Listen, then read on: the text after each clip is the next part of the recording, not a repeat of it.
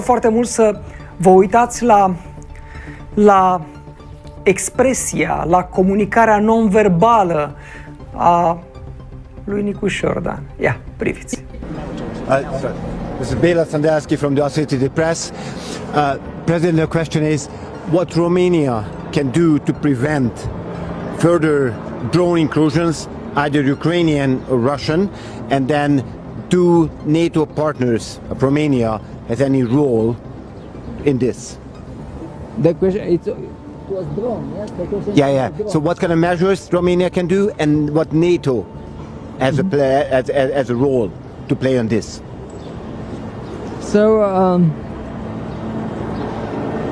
So first, as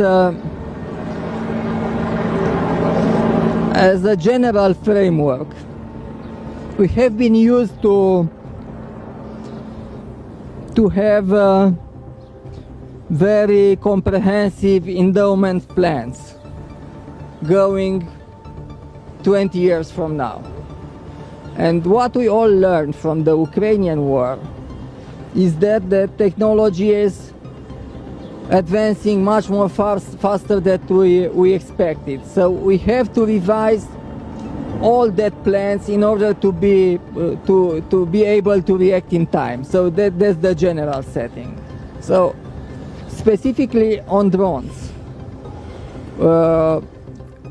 we made our analysis and we know what the equipments that we have to buy must be.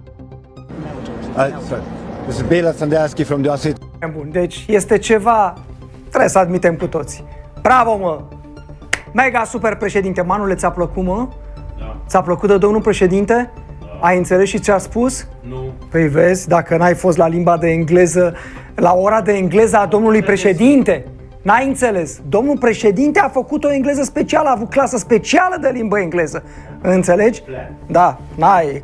Cum a zis? Comprehensive plan. Comprehensive plan, exact, în toată chestiunea asta. Bravo, domnul Nicu Șordan, fabulos.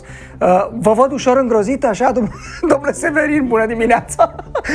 Vă doare capul puțin. Nu mai am puterea să mă îngrozesc. Dar știți că și pentru a te îngrozi ai nevoie de energie. Îngrozeala, Da, corect. este consumatoare de energie. Ori în relația aceasta, nu numai cu domnul Nicu Șordan, dar cu tot ce se întâmplă în România, nu mai am energie nici măcar pentru a mă îngrozi. Mă întristez și mi-e chiar greu să râd în orice caz sau să-l critic pe domnul Nicu Șordan.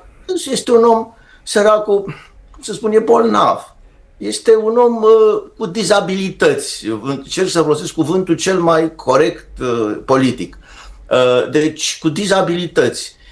Sigur că sunt atâția oameni care au dizabilități și pe care trebuie să-i ocrotim și care sunt capabili să facă multe lucruri bune și frumoase, care au suflete bune, dar nu-i facem președinți, nu pentru că îi disprețuim, ci pentru că nu au datele necesare spre a îndeplini această funcție. Dânsul este rezultatul unei lovituri de stat, o soluție de avarie pe care au găsit-o cei care au dat lovitura de stat și care probabil va fi scoasă din joc de îndată ce va exista o altă soluție. Și acum, probabil, pe principiul cui pe cui se scoate, ni se propune domnul Tomac ca prim-ministru. Deci, cu moartea premoarte călcând, ce pot să spun în condițiile astea și să mă mai îngrozească? Eu deja sunt îngrozit de altele și de Haideți să le asta. luăm pe rând, domnule